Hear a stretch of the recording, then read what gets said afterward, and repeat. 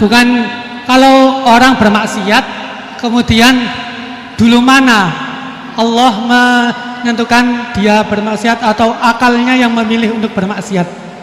Itu pertanyaan yang pertama. Bismillahirrahmanirrahim. Assalamualaikum warahmatullahi wabarakatuh.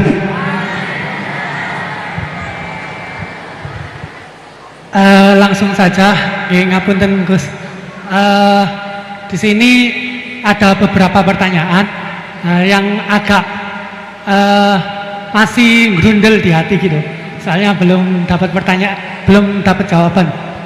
Yang pertama mengenai dari tadi penjelasan dari Gusti Allah menciptakan hamba di dunia ini, ada yang taat dan ada yang suka bermaksiat gitu.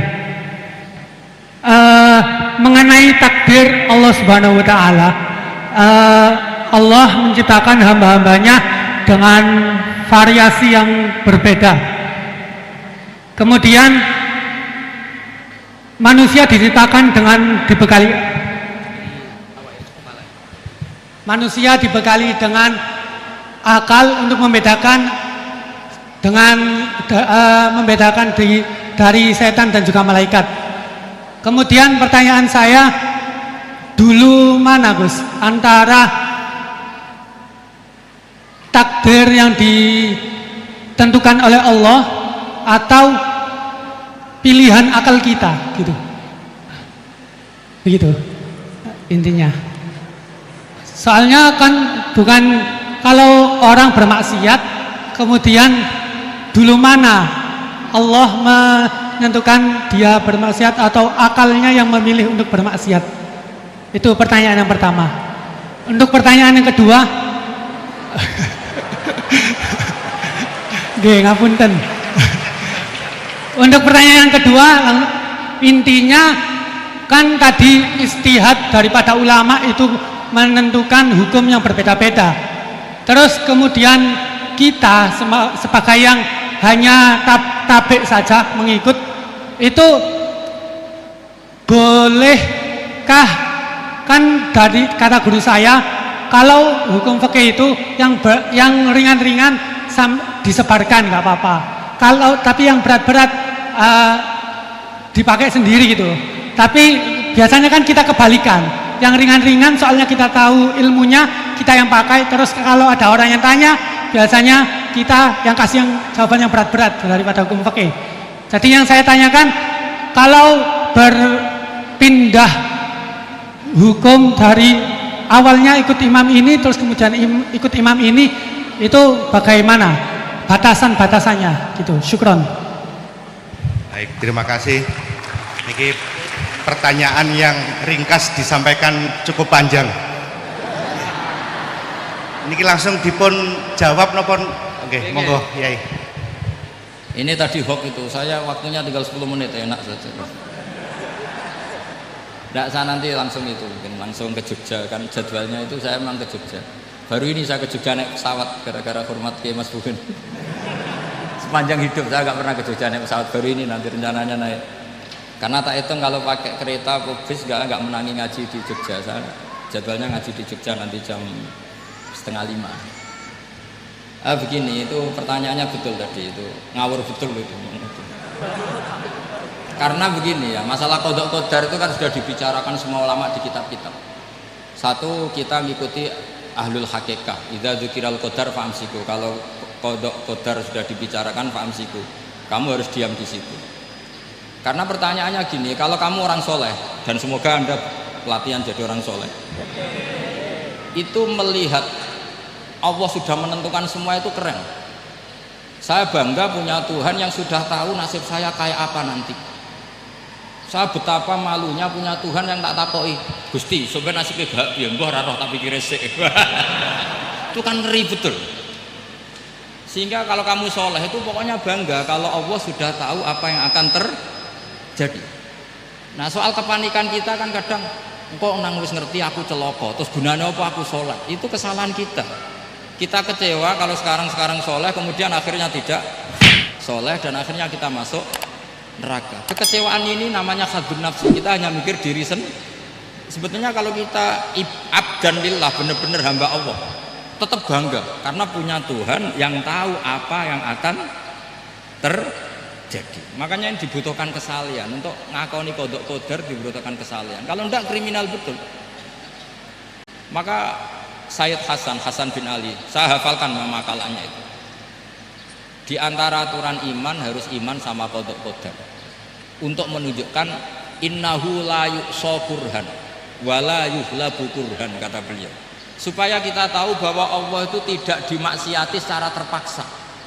Kamu bisa enggak bayangkan Allah ngeluh gini, sakjane aku ora seneng maksiat tapi saya bisa berbuat apa?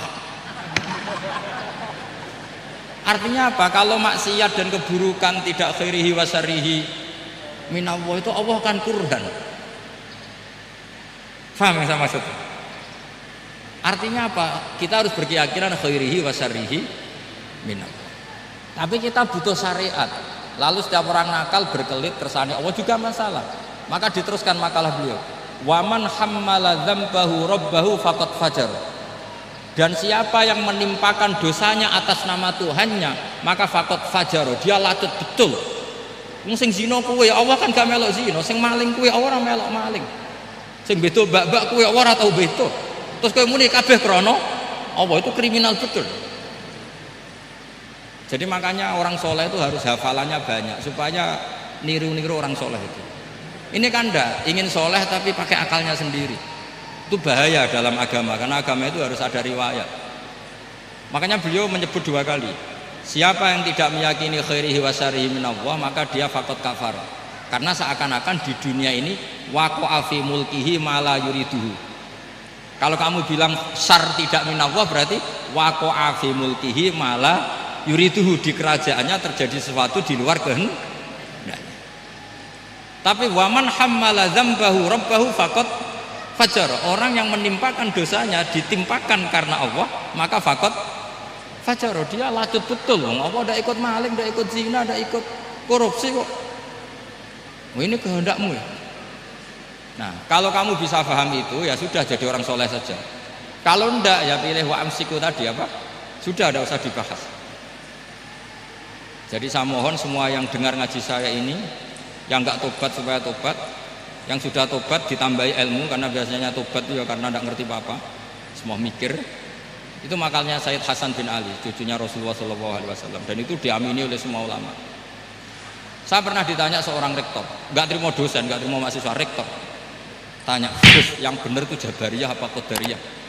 Jawaban saya lucu, sementing soleh dulu, kalau setelah soleh kamu nggak apa-apa Jabariyah atau Qadariyah.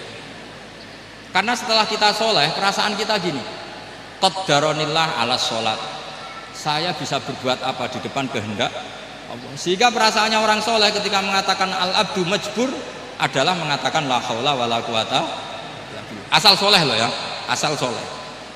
Tapi kalau orang itu tidak soleh, dijawab apa saja ya berengkel loh. Umpamanya natine ra tau tenang sama Allah. Qadariyah juga sama, ini penting. Misalnya ada orang soleh Qadariyah, mesti cara berpikir, oh pangeran ku adil ya, sing sholat diganjar swarga, sing zina diganjar neraka, sing ora nyolong diganjar swarga, sing nyolong diganjar neraka, kan adil. Mosok sing nyolong dilebokno swarga, sing sholat dilebokno neraka, kan jadi lucu. Artinya ketika dia Qadariyah juga ingin membaca hikmahnya Allah bikin aturan. Asal soleh, salah lagi asal. Jadi orang itu setelah soleh itu bisa improvisasi sendiri. Makanya ini pentingnya ayat innalladzina amanu wa amilus sholihat yahdihim rabbuhum biimanihim. Orang setelah iman nanti akan ditunjukkan oleh imannya untuk mengelola was-wasnya setan. Misalnya saya itu termasuk kiai yang terkenal kalau diundang susah. Karena saya fanatik fikih, saya punya ibu, saya punya pondok, itu artinya punya kewajiban. Yang bisa mengalahkan kewajiban adalah kewajiban sing akbar, yang lebih besar. Nah ini mau diundang mahasiswa ini kan jelas tidak akbar.